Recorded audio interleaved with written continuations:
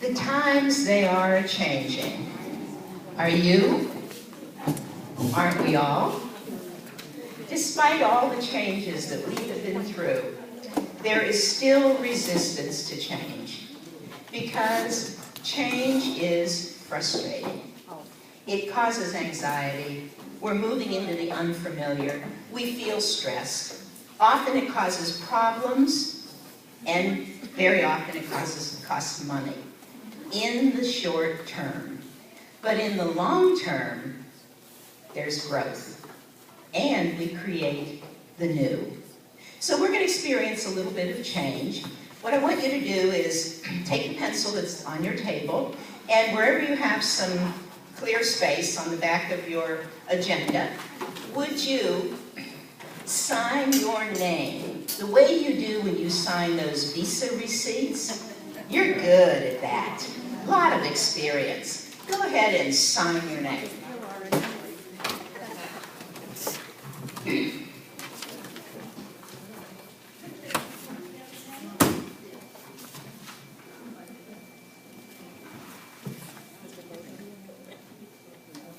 When you have completed that, would you put your pen or pencil in the other hand, and next to your signature, go ahead and sign your name again.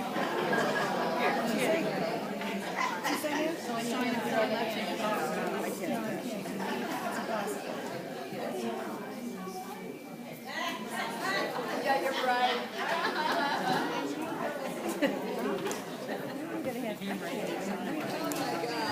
Donna, we're watching you. Notice the difference. When I first asked you to sign your name, it was perfectly quiet in the room. You said, I know exactly how to do this. I've done it many times before. I am good. But then I introduced a change. Put the pen in the other hand. How did it feel? Terrible? Uncomfortable? Clumsy. Yeah. And take a look at it. Did you look a little bit stressed? Were there some of you that said, I can't remember how to spell my name? You went from the familiar to the unfamiliar.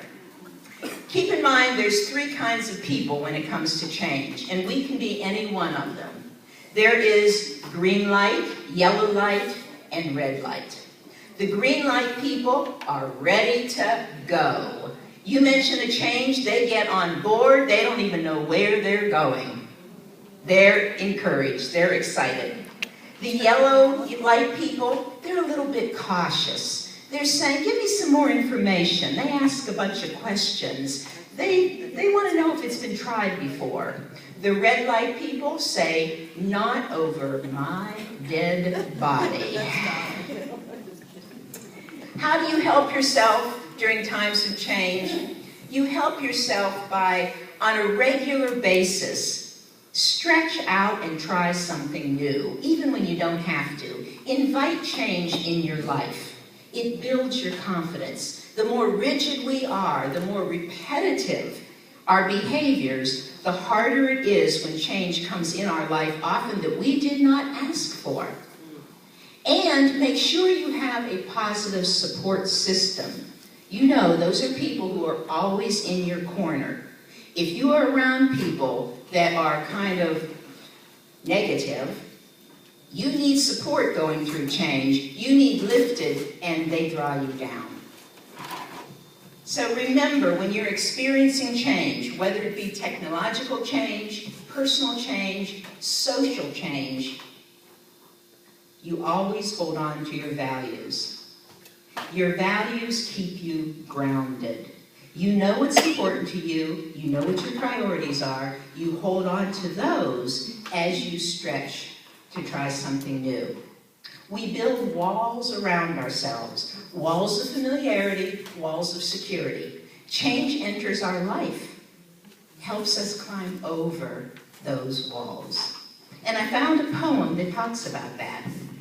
It says, I used to have a comfort zone where I knew I couldn't fail. Same four walls and busy work were really more like jail. I longed to do the things I never did before. But I stayed within my comfort zone and paced the same old floor. I said it didn't matter, that I wasn't doing much. I said I didn't really care for diamonds, cars, and such. I claimed to be so busy, right within my zone.